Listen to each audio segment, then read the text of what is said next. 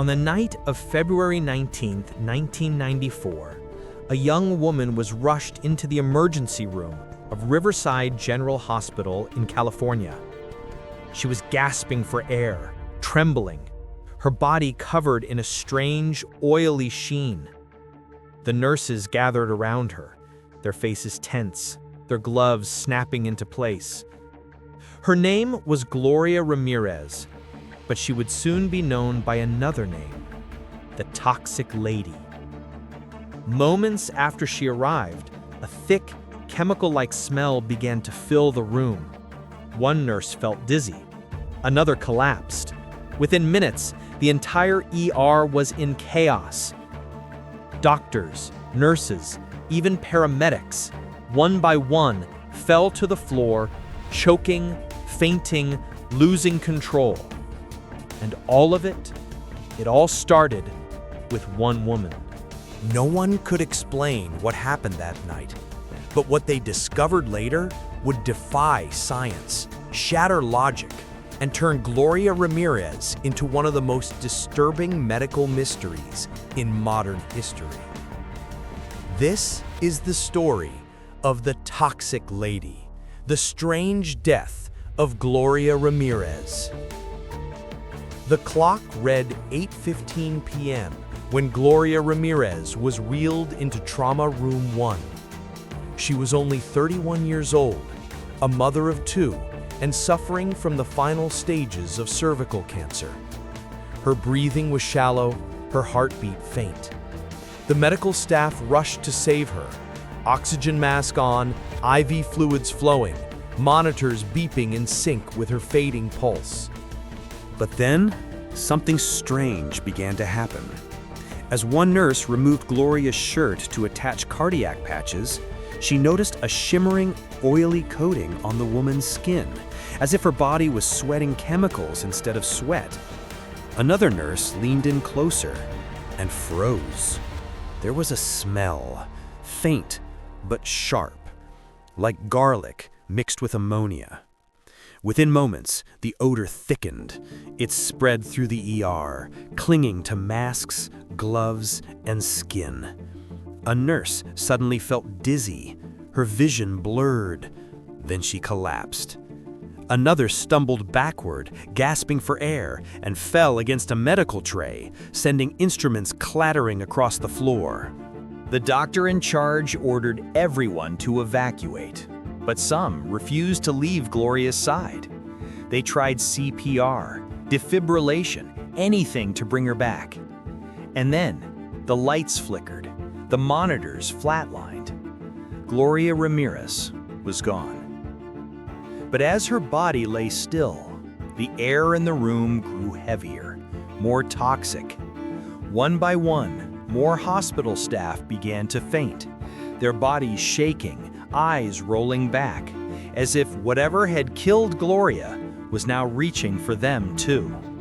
By the end of that night, 23 people would fall ill, 6 would be hospitalized, and one, the nurse who first touched Gloria's body, would spend 2 weeks in intensive care.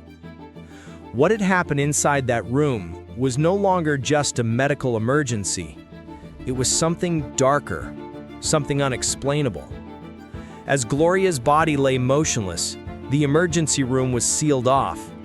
Doctors and nurses stumbled out, gasping for air, their eyes red, their skin burning. Outside the trauma room, chaos had erupted. Some staff were crying, others vomiting in the hallways.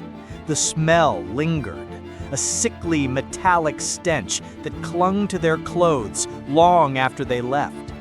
Paramedics who had touched Gloria's stretcher reported nausea, dizziness, and muscle spasms.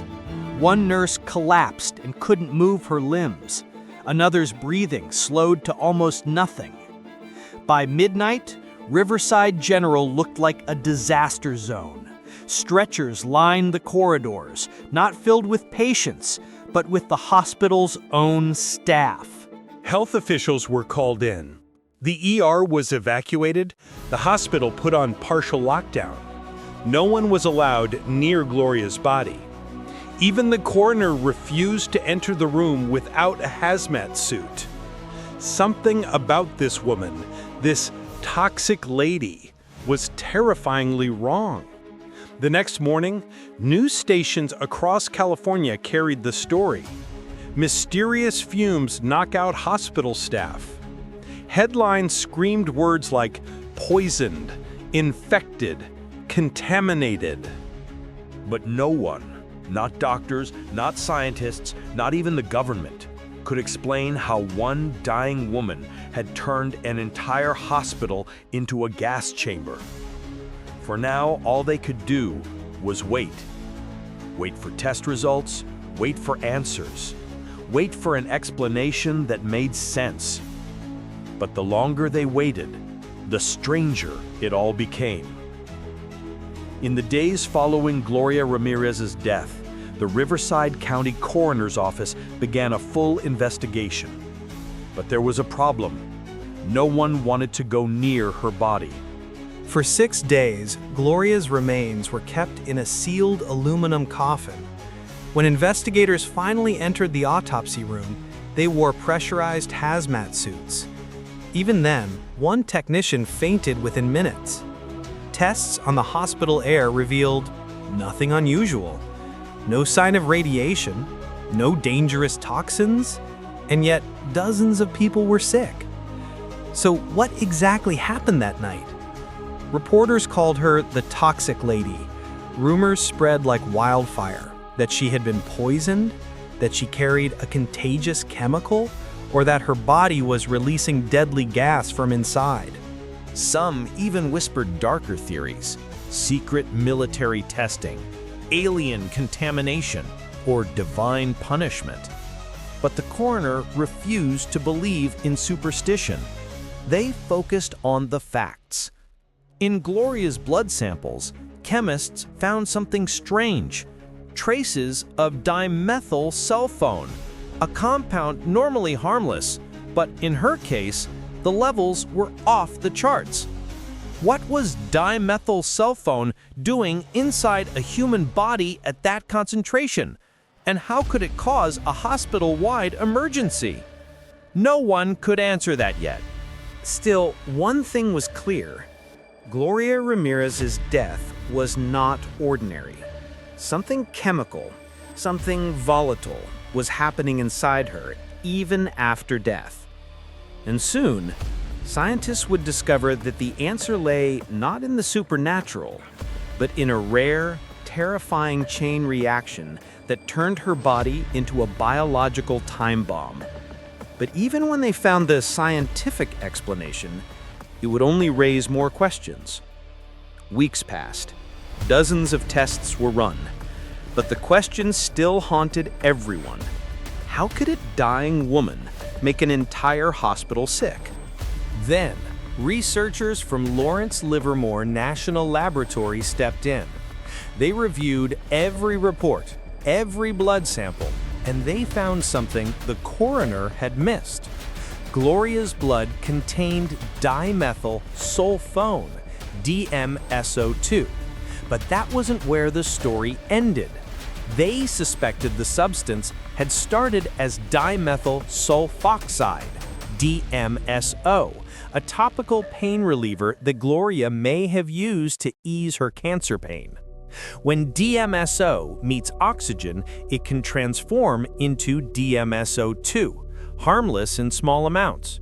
But in Gloria's case, the ER's high-oxygen environment, defibrillator shocks, and IV fluids might have triggered a chemical chain reaction. The theory fit perfectly, a tragic, accidental transformation of chemistry and circumstance. But there was one problem. No one could reproduce it. Every test, every simulation failed to confirm the reaction could actually occur in the human body. Some scientists said the theory was possible, but only under extraordinary conditions. Others dismissed it as convenient fiction, a story to give the world peace of mind. So what was the truth? Was Gloria's body a victim of chemical chaos? Or was there something else at play? Something science couldn't explain? Even in death, Gloria Ramirez refused to be understood. In the end, the story of Gloria Ramirez was never truly solved. Her official cause of death was listed as cardiac failure due to cancer complications. But for those who were there that night, the doctors who fainted, the nurses who couldn't breathe, the paramedics who never forgot that smell, the story was never just about science. They saw something that defied logic. They lived through something they couldn't explain.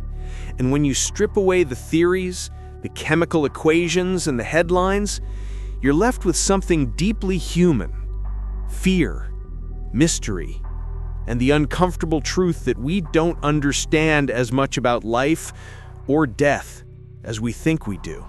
Maybe Gloria's case was a perfect storm of chemistry and coincidence.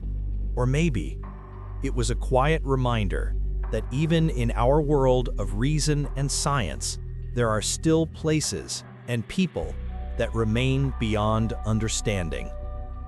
Every mystery leaves a shadow, and Gloria's shadow still lingers in the halls of Riverside General, a faint whisper in the air, a warning we still can't interpret. Because sometimes the scariest stories are the ones that are real.